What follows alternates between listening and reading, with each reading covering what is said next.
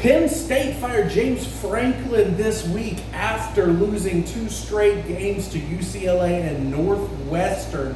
A surprise to be sure. I mean, I think everyone thought that Big Game James was going to be gone after this season anyways, but it was more likely to be like a mutual parting of ways situation. Kind of after how many seasons he spent there at Penn State and the time he served, I thought he had more respect than to get fired mid-season. So I think everyone kind of thinks that's a little bit of a surprise. I mean, we have to look at it this way. Penn State was ranked preseason number 2 in the country. They were 4 points away from being in the national championship game last year. And then just 3 weeks ago against Oregon, they were undefeated and they had a lead in overtime. And both of those teams were ranked in the top 5. So now James Franklin's job at Penn State is without a head coach. Franklin, in his time at Penn State, he had 104 and 45 record, which sounds amazing, but when you start to get more into the details, this has been the problem with James Franklin. So he's 4-21 against top 10 opponents. And most coaches are going to have a terrible record against top 10 opponents, and James Franklin at Penn State, playing in a good conference, is going to play them more often than most people. But you're going to look at a lot of other coaches that have been in the Big Ten, and they're going to have similar records against top 10 opponents. The problem with that is he's also 3-12 in games where both Penn State and the opponent are both in the top 10. So he's had Penn State perennially in the top 25. They've almost always been ranked during his tenure in State College, and he's still 4-21 against the top 10 teams. That is a bit misleading. So 2 of those wins were in 2016 when he won the Big Ten title with Penn State. And then last year, they only count 1 of his top 10 wins from the playoff run because despite SMU was ranked 10th and Boise State was ranked 9th, but because the stupid playoff seeding situation last year, Boise was counted as a top 3 team and SMU was counted as 11th, even though they were ranked 10th. So he should realistically be 5-21 against top 10 opponents. Either way, that's still not a good record for a guy out of blue blood such as Penn State. And to make matters worse, when Ohio State and Michigan were both good over the last few years, James Franklin's Nittany Lions were 1-14 against the Buckeyes and Wolverines. So where do we go now? Because if you look at the history of the program, so you've got the Big Ten title in 2014. That's the last time that Penn State was able to go to Indianapolis and come away with a victory. But this program was in shambles before James Franklin took over. He was not the first coach to take over right after the Paterno scandal, but he was the first coach that really turned it around for Penn State. Perennially in the top 10, always a contender for a New Year's Six Bowl. They were often in the conversation late for a Big Ten championship or a berth in the 14 playoff once that era rolled around. The buyout here is interesting because it's the second largest buyout in the history of college athletics, only trailing Jimbo Fisher's from a few years ago at Florida State. And it's $50 million. But the contract language is interesting. So the $50 million buyout only counts if Franklin does not get a job somewhere. And apparently his contract language, according to different sources, has language that he has to seek out a job in broadcasting, scouting, or coaching. Something to do with either the media product or the athletic product on the field. So he has to at least meaningfully seek that out and provide proof to Penn State that he is attempting to seek out a job. Franklin, if he really wants a job, I mean, he could easily just go take a few interviews and just be like, look, I'm not going to take the job, whatever, if he wants to do that. And he wants to just go spend time with his family for a few years, that's absolutely something he could do. But if Franklin wants a job, he will get a job. He's too good of a head coach. He is the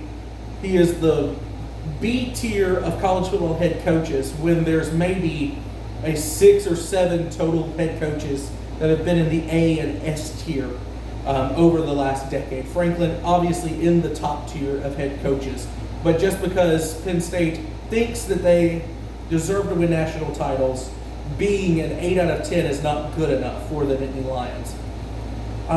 And if Franklin gets hired, which if he wants a job, he will get hired somewhere, Penn State will pay the difference between his current salary and the $50 million buyout until 2031. So that at least makes more sense in terms of why and how Penn State was able to afford this buyout. What's next for Penn State? So this is a lost season. This is a season, like I said, you came in ranked number 2 in the preseason poll. I believed in Penn State this year. I thought their roster was the best it's been under Franklin, and I just don't know. I feel like this was a good team, and Oregon broke them. That last Oregon loss was the culmination of losing so many games where you were in the top 10, your opponent was in the top 10, and if you win this game, you take a next level leap. And they just not been able to get done, and they've had so many opportunities. And it just felt like the fan base and the team and everyone around State College just lost it for a second. Like, it was only one game on paper and you lost it overtime, but it was so much culmination of many years and so many teams and so much commitment and passion that losing that one the way they did hurt way more than one game ever could. And I think that James Franklin just lost his team after that. He never got it back, and that is why he is looking for a job, and Penn State is looking for a new coach. Now, where do you go from here? If you're Penn State, you have to make a few calls. So I saw some reports say that Penn State would be interested in Nick Saban coaching the Nittany Lions next year if he wanted to return to coaching. And I'll say this, I would be very interested in Nick Saban coaching the Brookstone Cougars next year. And I think that's about the same, it's the same logo and same mascot and about the same amount of chance of that happening. So Nick Saban's not going to come back to coach for Penn State. He may come back to coach at some point, but he's definitely not going to do it for the Nittany Lions. But calls to make that I think are a little bit more realistic. Curt Cignetti at Indiana. 2 years at Indiana. That program has been a perennial bottom feeder. Fan base always looking forward to basketball. He made the 12-team playoff last year when no one thought he could do it. And this year he just went in to Austin Stadium and really handled a really good Oregon team. So I think you give Curt a call. I don't know if he will answer it, but I think you have to give Cignetti a call. Other than that, I think someone with a little bit of ties to Pennsylvania that you should call, but I'm not sure if he'll answer, is Mike Elko at Texas A&M. It's his second year as well. Last year he had his Aggies in SEC championship competition, and this year he looks to have a solid top 5 team, which is something that Texas A&M has not had in 2 or 3 decades now, despite having the second most money of any athletic department in the country. That's the problem, though. Even though Elko has ties, he went to UPenn. He's not going to leave Texas A&M for Penn State. While Penn State has more history and tradition, it's a downgrade in terms of actual money and the market you're in and talent acquisition, because you're not going to leave the middle of Texas, which is traditionally the #1 state for recruiting, to go to Pennsylvania and then have to figure it out. So Elko will stay at A&M, but I do think you need to give him the call. Our first realistic candidate, Matt Campbell at Iowa State. I think this is a no-brainer. He's 69-53 at Iowa State. He's made the Big 12 championship twice, has yet to win it, but we have to remember Iowa State traditionally is one of the worst programs in the Power 4, Power 5. They were terrible before Campbell got there, and he, with multiple different quarterbacks, multiple different generations of player, has really been a true contender at Iowa State with the Cyclones. Another Matt that I think you have to call, and this is emerging as the early favorite, is Matt Rule. It's his 3rd year at Nebraska. So far this year, the team only has 1 loss, and they've returned a blue blood that has been in the dumpster for a decade now, has returned to true contender status. I don't know if he gets it done in the Big Ten this year or makes the playoff, but That program has steadily improved over time. Third year under Matt Rule. That's another guy, though, that I wonder how big of an upgrade Penn State is from Nebraska. I don't necessarily know if he wants to leave Nebraska for Penn State.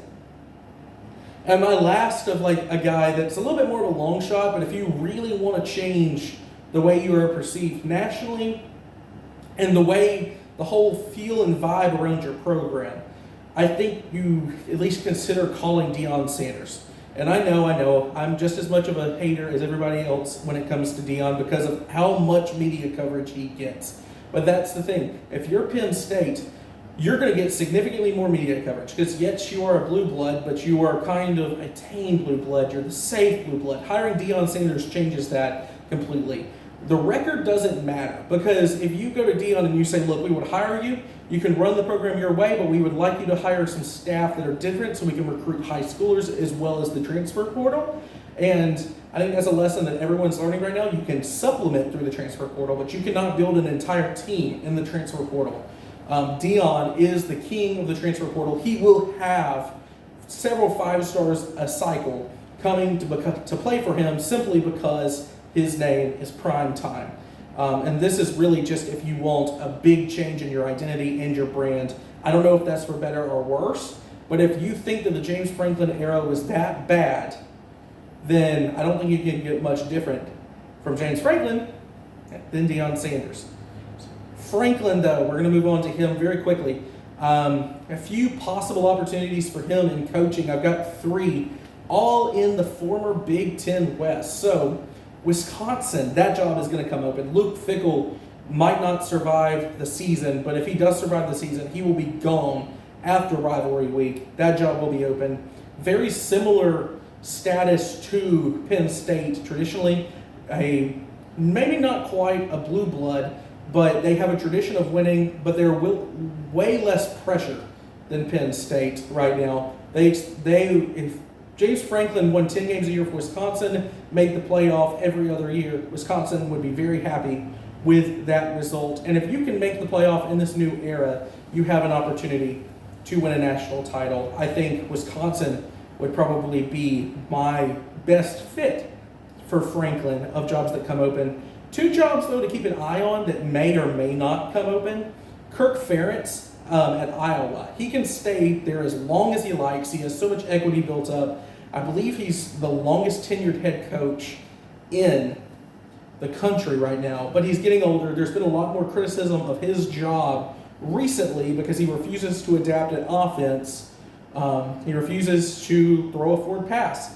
And so I think there's a lot of necessary change that needs to happen in Iowa, but everything you can do at Penn State or Wisconsin or Nebraska, theoretically, you should be able to do at Iowa because they have a large endowment. They can spend money on a coaching staff and on building a roster through NIL.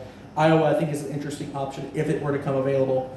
And lastly, in the Big 10, Michigan State. Jonathan Smith, he's been there for 1.5 years now, so he's 8-10 so far, but he's only 3-9 in conference play.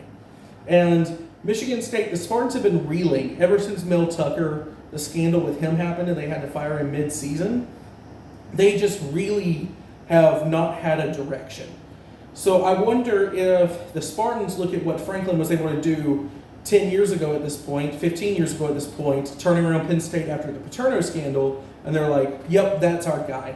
Once again, less expectations than what's at Penn State with all of the resources that Penn State has. I think that this would be a scary option for the rest of the Big Ten, and it would mean that he goes to one of Penn State's direct rivals for recruits and on the football field every November.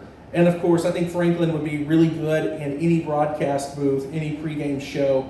I think he has a lot of potential there. Very likable guy, really good in his press conferences. I think if you get that guy in front of a camera, he'll be amazing. And no college coach loses value because they take a few years and they just talk about football, because they always sound like the smartest guy in the room compared to non-former coaches and players. So that's my few thoughts so far about the James Franklin and Penn State situation and where it may head. But yeah, I think that's all for now.